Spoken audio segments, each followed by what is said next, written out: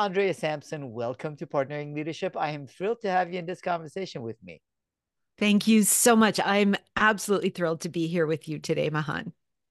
Can't wait to talk about Talk Boutique and your belief in transformative power of storytelling, Andrea. I wholeheartedly agree with you. But before we get to that, would love to know a little bit about your origin story. Whereabouts did you grow up, and how did your upbringing help contribute to who you've become? Thanks so much for that question. I grew up in a small city on the east coast of Canada, just outside of Halifax, and grew up as somebody who always had an opinion on everything. My family is from Cape Breton, which, if you know anything at all about Cape Bretoners, we are avid storytellers. And my mother was always telling us stories. As I grew up, I knew that I wanted to do something bigger and more with my life. And this small city that I grew up in wasn't going to allow me to do that. So I moved to the big city of Toronto when I was in my early 20s. And as everything I've done in my life, I've done it with lots of flourish. I didn't know anyone, didn't have a job, but packed up everything I knew into my car and literally sold my car on the journey to Toronto and ended up in the big city having to create a life. And it was probably one of the best decisions I ever made. I quickly fell into marketing. And at the time, I was still going to school, but started doing marketing through the lens of the not for profit world and was a fundraiser and really loved what that was giving me. As a fundraiser, a big part of what I had to do was to get people to invest in the charity that I was working for with really no give back. It's not like you're buying a product. I used to say I was selling a smile. And so what I had to do was to tell stories that made people want to actually invest in those charities. I eventually made my way into advertising and spent many years working in advertising. Started off in direct marketing, where I did lots of storytelling, writing long form direct mail letters. And then from there went into email. And I eventually moved out of direct marketing and into brand marketing and eventually into brand strategy. And after 25 years of working inside of agencies, I started to realize something about myself. And that was that early on in my career and early on in my journey, I always had this deep desire to create impact, to leave the world maybe a little better than I found it. And 25 years into my advertising career, I realized I was an idealist in a capitalist world. And I was at a place where, while the medium itself is incredibly powerful and it has the ability to create social change, the reality is advertising is about selling product. And I just couldn't do it anymore. My time was ending. And so I started looking for something new. And what happened was I got very lucky to be hired by TEDx Toronto. And this was in the early days of the TEDx movement. And TEDx Toronto was one of the very first and one of the largest and most respected in the world at the time. And I was hired as a speaker's coach, but I didn't know what a speaker's coach was. I had never heard of it. In advertising, I was presenting all the time, like literally every day, multiple times a day. So I knew I was a good presenter. I knew I could do this. But what the TED world gave me was an understanding of storytelling that I had never had up until that point. As I said, I came from a long line of storytellers. We were natural storytellers. And in advertising, I was constantly presenting to clients, whether it be ad campaigns or research, and we had to tell stories. But I'd never been taught how to tell a story. And in the TED world, I learned the importance not just of story, but of story with an idea inside of it. Because that's actually what happens in the TED world. That's why we love TED Talks. We get fed a beautiful story, and inside of it is an idea. And that idea is so crystal clear. We understand it with such degree of clarity that we're changed. And in the changing of ourselves, we want to change others. So we tell that story, and that idea goes along with it. That's the secret and the beauty of TED Talks. I like to call them Trojan horses, right? Stories are carriers for ideas. That's what they are. And so I took away this really unique skill because here was the thing. I had spent my entire career learning how to take very complex ideas and reduce them down into very simple insights, which is what our ad campaigns would be based on. That was my job. I was a strategist and a planner inside the agency world. And so I had this skill, and now I had the ability to tell a story consistently and to take that idea and put it inside of that story.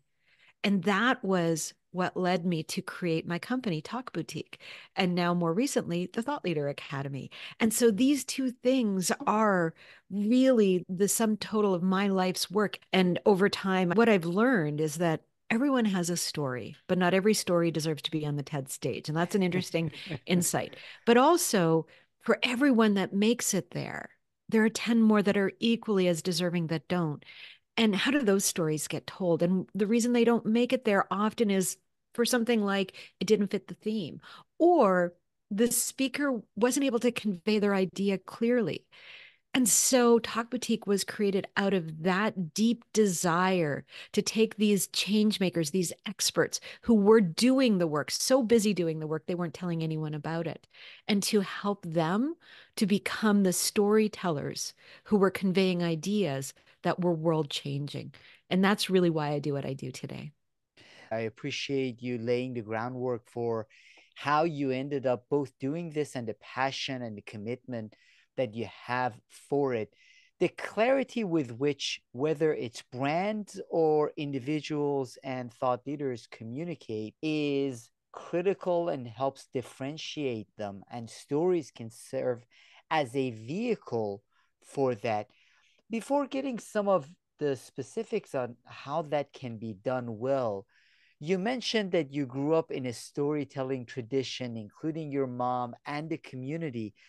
Whether Yuval Noah Harari, his book Sapiens, does an Oh, yeah. outstanding job talking about humanity and how we became what we became in part as a result of stories and storytelling. Or when you picture campfires, Native Americans or tribes in Africa or any part of the world, people would get together, share and listen to stories. So it has been part of what we have had to do. Why is it that now, when I see executives, CEOs wanting to communicate a message, they would agree with you that storytelling is critical?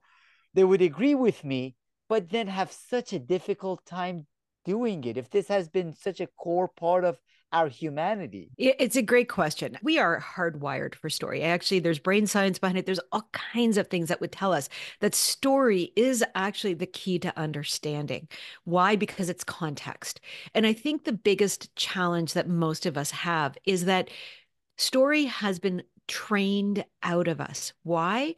Because there's a belief that story adds embellishments and unnecessary details that distracts the listener from the facts and the data. I work with a lot of scientists and academics, and literally, story has been trained out of them.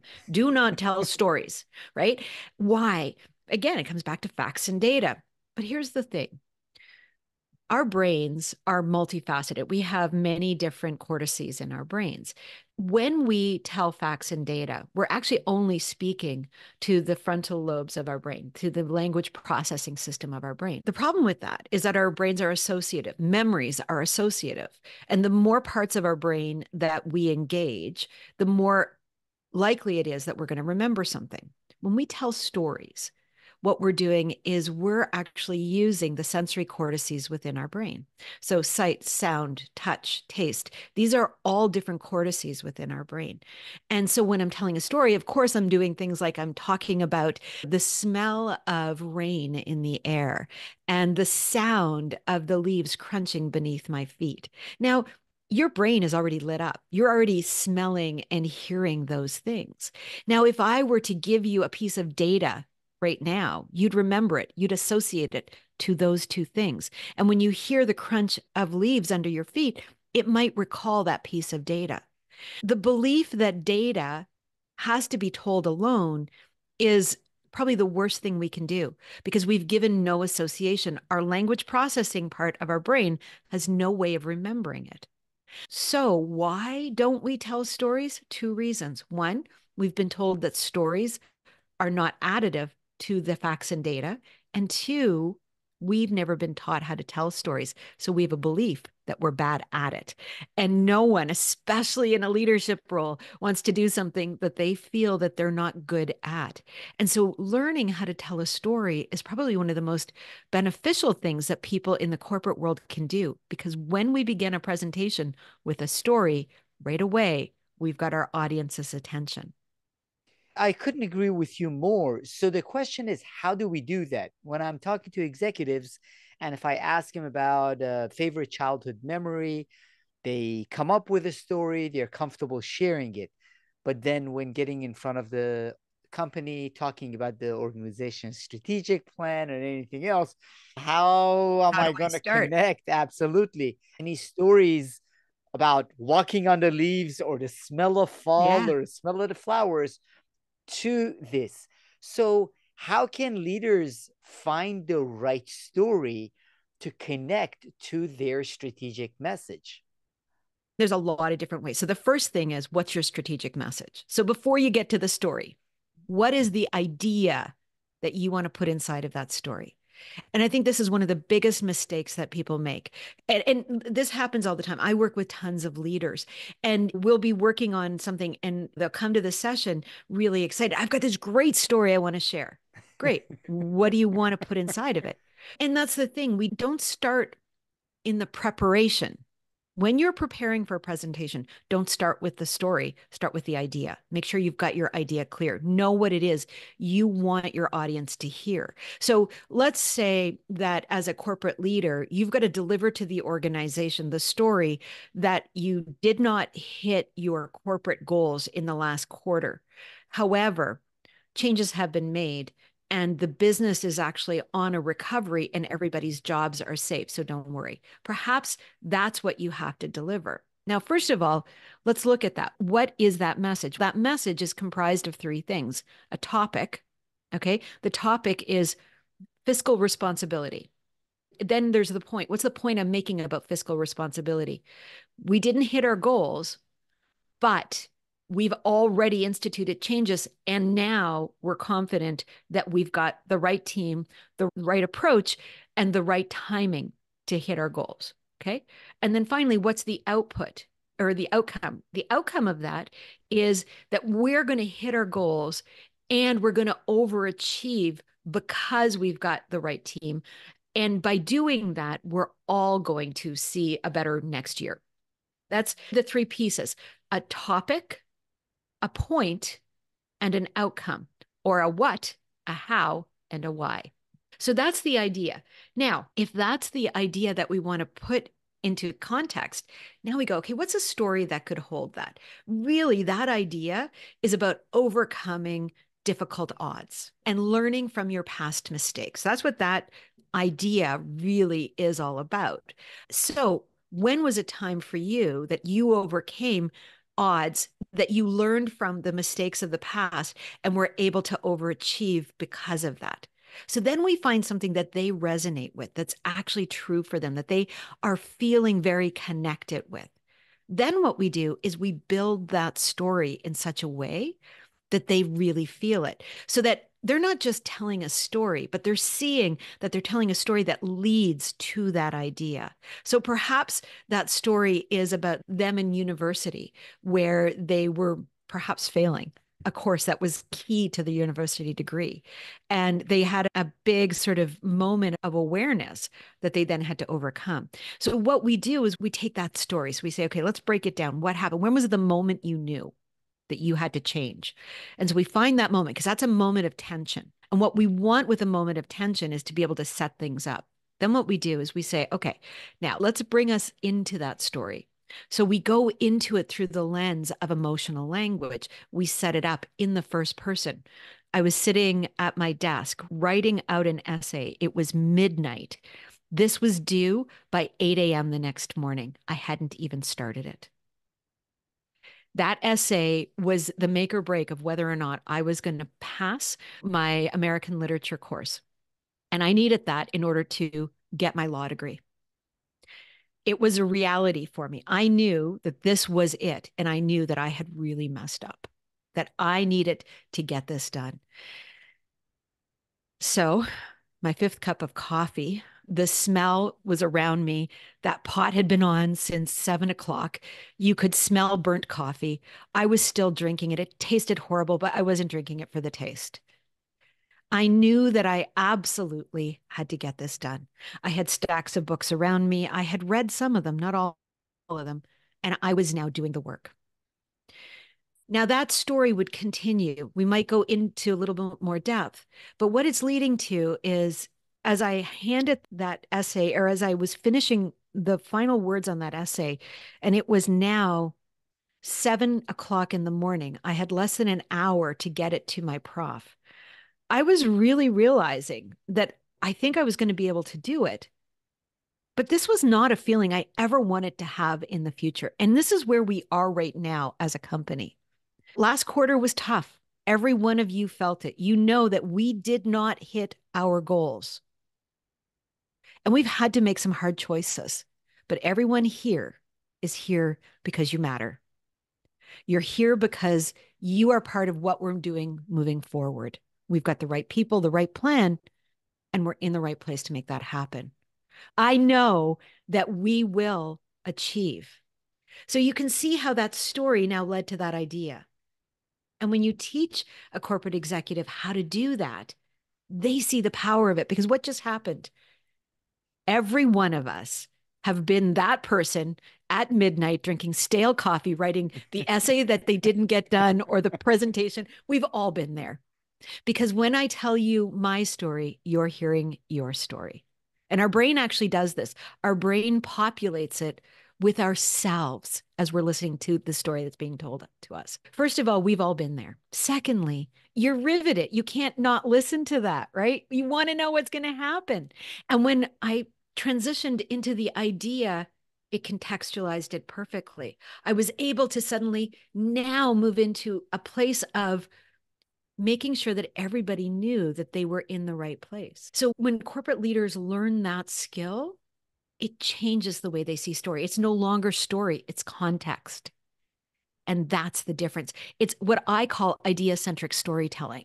And I think that's the difference between corporate storytelling and storytelling that, look, we all love telling a good story. And like I said, I grew up in a family of storytellers and I've heard many. Few of them had points, let's put it that way. You start out with the idea in mind first, then the story that serves as a vehicle to carry that idea. I'm a big advocate for leaders not being the heroes of the stories themselves. So, my question for you is how do you tell a story of vulnerability that serves as Yeah. a vehicle without it being about you or how you've been able to overcome in the past, so you will be able to overcome in the Right. future? I guess it really comes down to the way in which you convey that and also the other players in the story. Look, we all live our own lives. We've got our own stories, right? So that's what we have as the basis for it.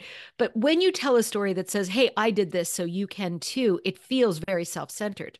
When you tell a story that is about, look, I really messed up, that's the point of the story. Like the story that I just told was he messed up or that person messed up. It's not like I did this so you can too.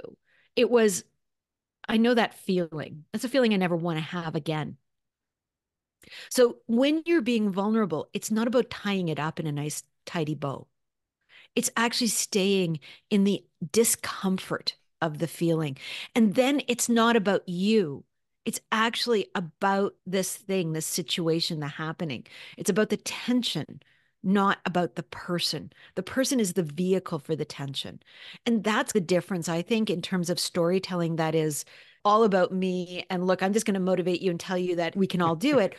Or we go, look, this is real. We've all had these moments. I'm not the only person, and I mess up all the time. And leaders often are afraid to do this because it shows them in a vulnerable position. There's a school of thought that says, as a leader, you shouldn't be vulnerable, which is the absolute worst thing because the reality is we are all vulnerable at some point in our lives. And when we lean into that vulnerability, that is a strength as a leader because you're really showing that you care about the people who you're working with and for you, and you care about the thing that you're working on. And emotions are powerful. So vulnerability is the way that we connect with our audiences, whether they're one or 1,000 people. Absolutely. It's vulnerability with a purpose. Sometimes leaders get uncomfortable when they hear about vulnerability because sometimes the vulnerability that's talked about is out of context and without purpose. So I use the Yes. example of Nadella, who I believe has done a magnificent job as CEO of Microsoft. And he has repeatedly shared the story of his son Zane, who's now Mm-hmm. passed away, but had been born with severe disabilities. And the way Nadella shares that, it is sharing genuine vulnerability, but he builds on the empathy that gave him the strength that his wife had, but the empathy that gave him. And he makes a point about his need to be more empathetic, and therefore everyone at Microsoft and the leadership team as well. So it's genuine vulnerability in service of a message. It is not being vulnerable just for the sake of being vulnerable. And that's key. That's absolutely key. You can overshare. And there's also the piece that says, is this ready to be shared? There's a saying that says, share from your scars, not your wounds. And I think it's a really powerful idea, especially in today's world where we open our social feed and there's somebody telling us about all these horrible things that have happened to them. And they're trying to heal through sharing, which is the worst place because you're really traumatizing other people. So when we share through our scars, what's happened is we've got the meaning of it. We understand. We've taken that out and we've seen how we grew and changed as humans because of that trauma. And so when we share the vulnerability of it, we're sharing the lesson and not just the happening. And I think that's key. Absolutely love it. That helps differentiate the focus on the scars. They have healed, they are lessons that are left as opposed to the wounds. It's best to leave them until they have healed. Exactly. You also have a heart for social change, having initially gotten involved in philanthropy and fundraising. Storytelling can also serve as a tool for that social change. But I see a lot of organizations that do a horrible job Yes. with it, Andrea. So, how can storytelling be a vehicle for effective social change and done well? Like I said, I did start my career in the not for profit world. And one of the reasons I left was because it became so bureaucratic. The reality was we were trying to change the world for the causes that we were in. I worked in health charities. And what I saw so much of was that it was so much caught up in the all the agendas of people who were volunteering and the perceptions of this person versus that person. And I left because of that. But when I started Talk Boutique, one of the things that we got involved with was an organization called Singularity University, which is a think tank out of Silicon Valley. And we became deeply involved. In fact, I was part of the team that brought Singularity to Canada. And what I learned through that organization is that social change is more than just words on a page. Social change is actually a collective initiative of many different organizations and people. It's about dedicating your lives and your careers to impact. And impact is a different thing. Impact is looking at it and saying, what is the purpose that you have? And how are you contributing to that purpose? And is that purpose aligned to what is needed for the future that we want to create? And so when we take that step back and go, okay, what is the future we want to create? So as social change organizations, we have to be looking at where are we today and what's the future we actually want and how are we contributing to that, because the future is co-created by the thought leaders who have the voices that are speaking to our future. And so today when we look around, one of the challenges that we have is that there isn't a lot of diversity in our thought leadership. And so how do we create social change? We each speak up, because the more of us who are speaking, who are looking different than those who are in power today. We start to co-create a different future just simply by our voices. Because the reality is each person who is communicating what they believe should be part of our future is communicating it in a way that is different because they look different, they sound different, they maybe have a different cultural background, perhaps they've got a different belief set, and that brings the idea in a different light. So what happens when we are in the world of impact is we have to choose to share our ideas more freely. We have to choose to step into our own voice. And so when that happens, we're all contributing towards a co-created future, a vision for that. So in my world right now, this is something I talk a lot about. Why? Because I believe we need a diversity of thought leadership so we create an inclusive and sustainable future that is reflective of everyone who's living within it. That's my why. That's what I do. That is the place that I come from. So to do that, Andrea, I actually earlier today had a conversation with a CEO who was mentioning her reluctance in sharing some of that thought leadership, in part because of the expectations from the board, in Mm. part because of expectations from the community. So I find that rather than creating social change, sometimes we end up conforming to the expectations we assume others have of us. Yeah. So, how can this storytelling be done well in a way that serves the purpose and aligns with some of the expectations that the different stakeholders have of the individual? I think it's a challenge. What happens is we come into these roles excited for the change we can make. Like I think to my own self when I was in advertising, I came in thinking I can use this powerful medium to create social change. 25 years on, I was like, no, it's selling product. I'm not going to make that change. And what happens in the meanwhile, so we come in with this great expectation, and then the realities of the expectations hits us. Everybody thinks that we want to make change, but reality is it's way easier to stay the same. So how do we, in some ways, buck the system without actually hurting ourselves? And it's challenging, I'm not going to lie. That is not an easy thing. But I think there's two things to do. One is give yourself space and time. You don't have to do everything at once. And I think this is one of the challenges as humans. None of us have patience. We want it to all happen right now. And you got to give it time. You do, because it's going to take time. But secondly, it is also being very clear, even coming into it, what your belief is. So don't go into it saying one thing and then think that as you're in it can change and be something else. Be clear, because you'll go to the right organization. And if that organization is not aligning to what it is that you want to change, you, as the thought leader, have to make the decision to change. It's not the place for you. It's not about confirming your vision to them. It's about keeping your vision and finding the place where that vision is welcomed. There's a saying about don't run from those who don't like you, run to those who embrace you.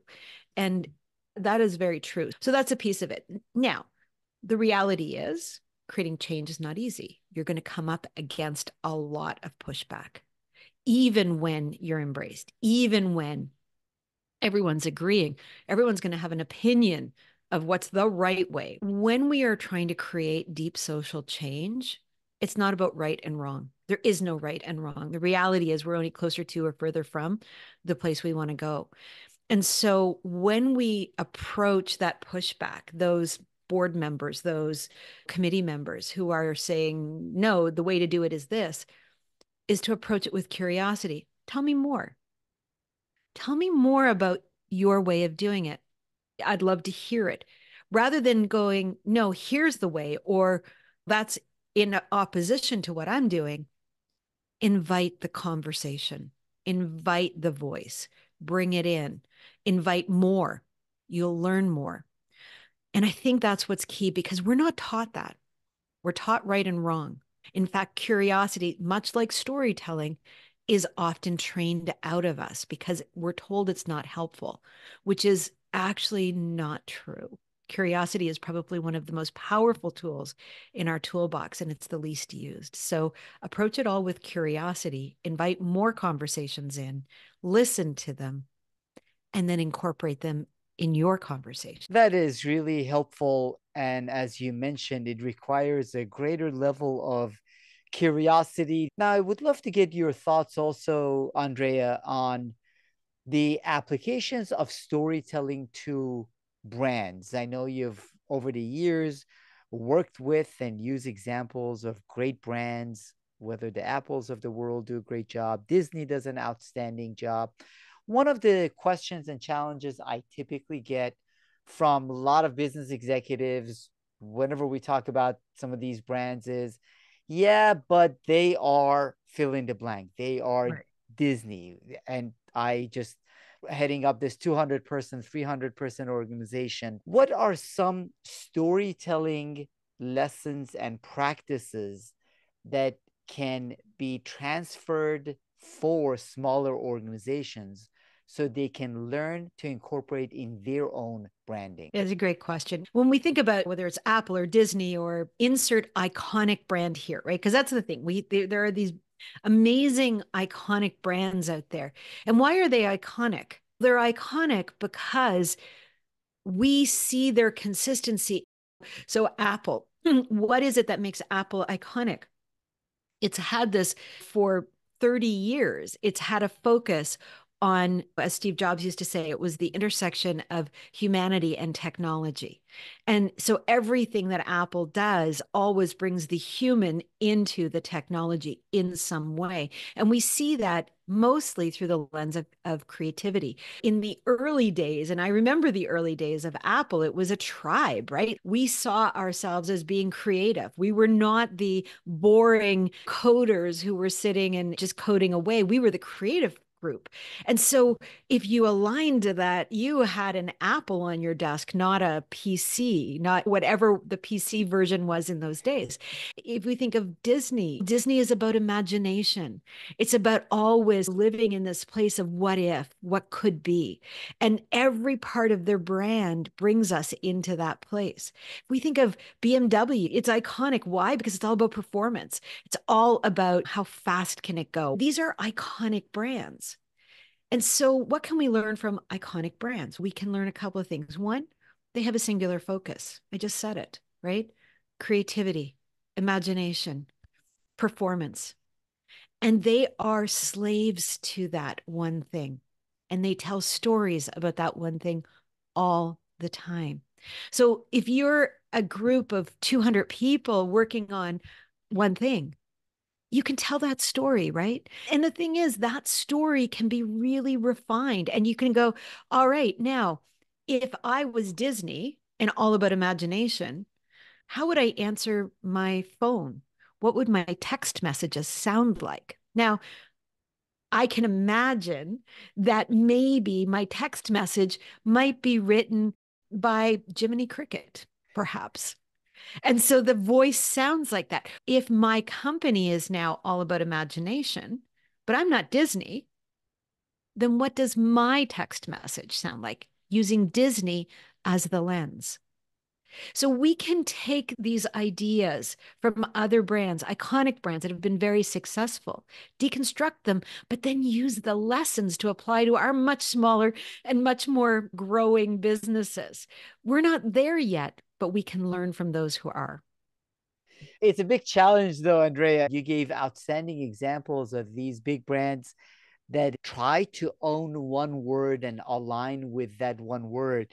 And every time I have conversations with executives around their brand, they come up with 89 different Of sentences course. and Of words. course. Yes, Even though the absolutely. organization is so much smaller, they want to own everything and they want to be known as everything. So that by itself is a hard process Yes. before then reflecting on if it is one word you want to own in the mind of people that interact with your brand, how do you exhibit that in your messages, in the emails that go out, Yeah.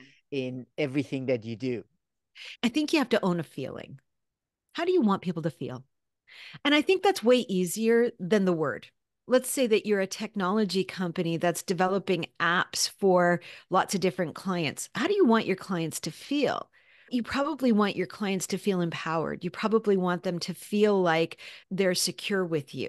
Okay, empowered and secure. What does that feel like? What does that sound like? What does that look like? Where we get caught up on the one word is it's all the words are taken. Imagination is already taken by Disney. I can't own that. Not really true. But when we go to emotions, I think we can get there. There's lots of emotions and it's a little easier. So I think that's one piece of it. I think the other piece of it is to also not get so caught up into making it perfect. And again, as leaders, we do this, right? Like it's not quite it. We're not quite there. If we're almost there, we're close enough. I used to have a client who would always say, I only ever want to get to 80%. I don't want to get to 100%. I only want to get to the 80%. The reason that he would say this was because it was like, it's way too costly and takes far too long to get to 100%. And we're going to change it before it's 100% anyway. And we live in a world where everything is iterated now. Our brands should be too. Don't worry about getting them 100%. Get them to 80%. Try it. Doesn't work? Do something else. But at the 80% level, you can figure out, what do I want my voicemails to sound like? What do I want my autoresponder on my text to feel like? When we're at that 80%, it gives us way more flexibility. And this is that same, I'm just going to test, I'm just going to try it out. And I can always change it. Don't put ourselves in these pegs and these little boxes, and then we get stuck. We are iterative beings. Allow that. Love that couple of thoughts on it. First of all, the 80% is a great way to think about it. Owning an emotion rather than a word, that does make it simpler and make it more accessible. And then also, as you said, it doesn't have to be perfect and it doesn't have to be unique to you. All it does is that then, therefore, it can help guide the 80% of how you exhibit that brand in the interactions with all your stakeholders. Mm-hmm. Mm-hmm. And I think that's powerful. I tell you, when I worked with that particular client, it was many years ago, we were actually launching E-Trade into Canada. And it was such a profound time.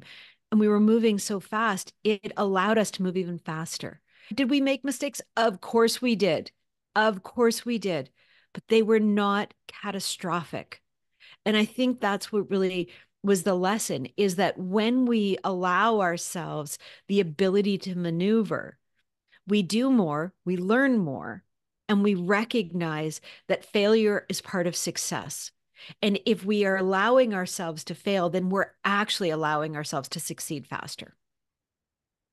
Now, as we do that, Andrea, you alluded to it briefly, which is the importance of thought leadership that you're spending your time and effort on as well, and the importance that each and every one of us need to have thought leadership as a brand.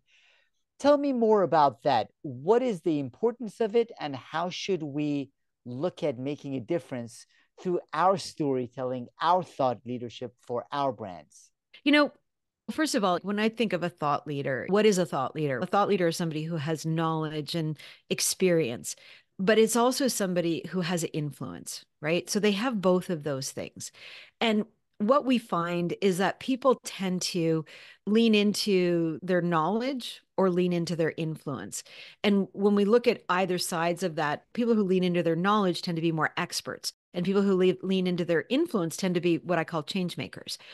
And so it's when you're able to combine your influence and your knowledge that you move into that thought leader box, right? Where you're actually bringing what you know and the influence you yield in a way that others are able to interact with and understand. That's what a thought leader is. And the way you do that is story. That is actually what story does. It brings those things together. So if that's what a thought leader is, then we can look at it and go, if you've got knowledge and you've got influence, you have the ability to be a thought leader. Now, again, the degree to which you're a thought leader will change depending on where you are, what you're doing, the amount of influence you have. But we tend to think of thought leaders only as leaders of countries or leaders of industries, right? But that's not true. We need thought leaders everywhere because thought leaders actually influence us to think differently, influence us to act differently. And we look to them to explain things in ways that help us to understand them. So we actually need more thought leaders than less. And yet we have few thought leaders and lots of experts and change makers. So what I'm proposing is that we all start understanding that we have the ability to be thought leaders. So, number one, we all have the ability. If you've got knowledge and you have influence, and if you're listening to this podcast, you probably have both of those things. You wouldn't be here if you didn't. So, starting off with that, you have the ability to be a thought leader. So, now what's the change? What's the impact that your thought leadership is going to have? Maybe it's about helping us to see your area of expertise through a lens of cultural diversity or through a lens of gender diversity or sexual orientation that none of us have ever actually seen applied to that area of knowledge. And when you apply that lens to it, what you're doing is you're creating a new way for us to see it. That opens it up. Now, what that does is it opens up not only how we're seeing your area of expertise and knowledge, but how I take it in, and it impacts how I see what I do. Because that's what happens. It's all follow on. Everything we do is co-created. Everything in our world is co-created because I hear you, you hear me. We go, oh, that influenced me to think a little differently about something. But we have to hear each other. We have to be using our voice. It's important for all of us to contribute to that thought leadership, as you mentioned, Andrea.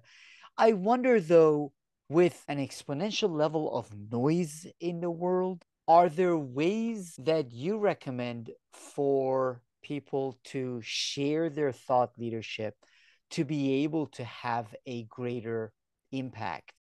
You're 100% right that, look, we live in a world where there's more opportunity to share our ideas than ever before.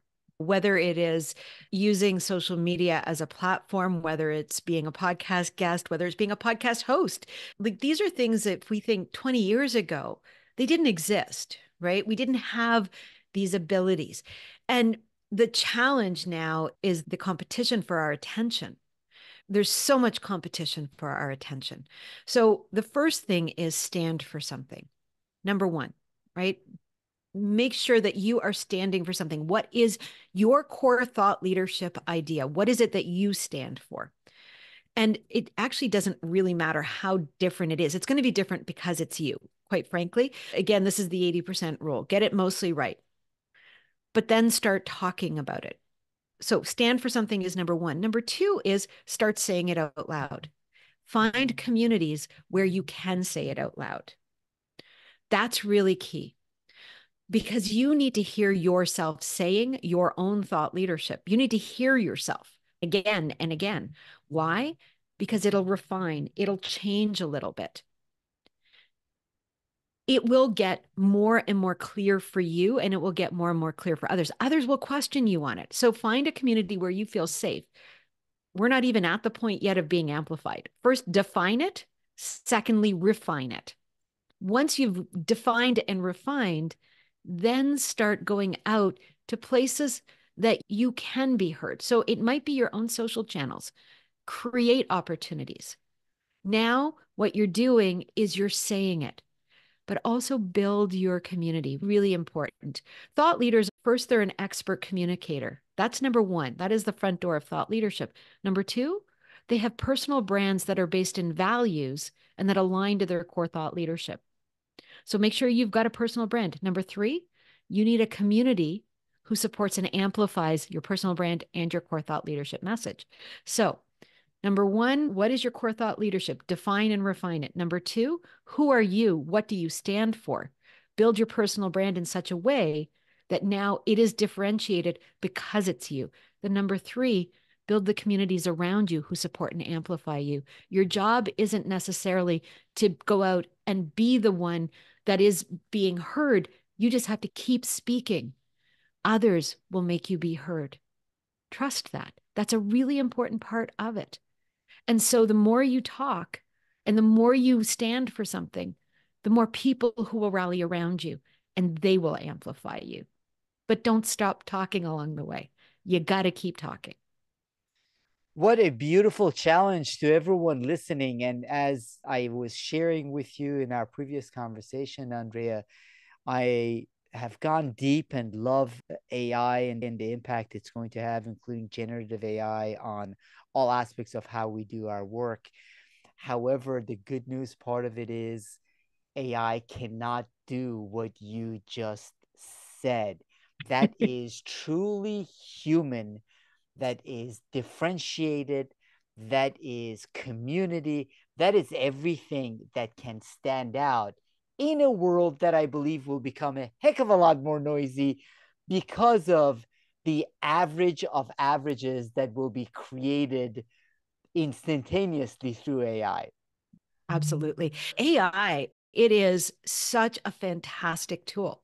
We all use it and we should, because what AI is doing for us, it is taking the genius that each of us brings to our abilities and it helps us get there faster. It learns about us, it works with us. It is a tool. It is not the end, it is the means. And so you, as the thought leader, are the one who is thinking the thoughts. All AI is doing is helping you refine it quicker. You still got to say it. You still got to go out. And that's the thing. I work with so many different people who are doing interesting work. I'm working with a scientist right now who's in the process of looking at the building consciousness into AI. And it's a fascinating conversation, but we are a long ways away from that. Don't worry about those things. It's not going to become conscious and steal your idea. That's not going to happen. It's there to help you.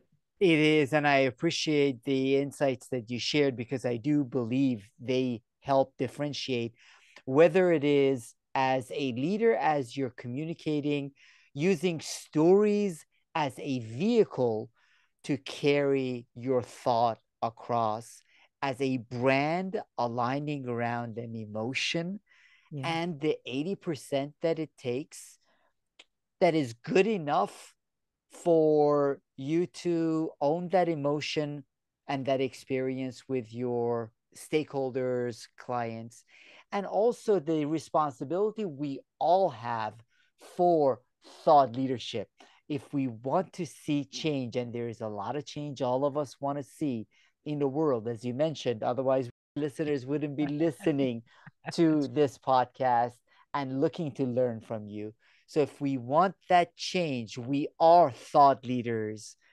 Speak it, repeat it, find a community that is willing to listen to it and magnify it. Love those thoughts and perspectives.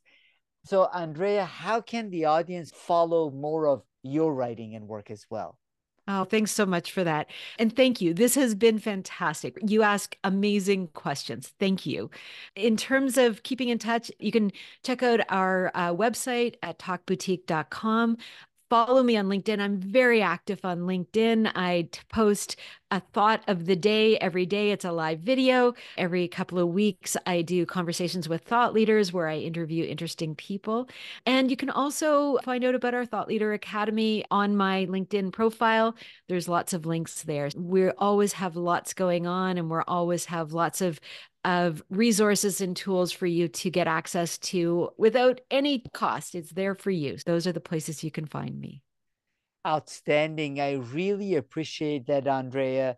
And your commitment to making storytelling help us with the transformative power it has as executives, as thought leaders, and in our organizations as well. Thank you so much for the conversation and your insights, Andrea Sampson. Thank you so much. I really appreciate it.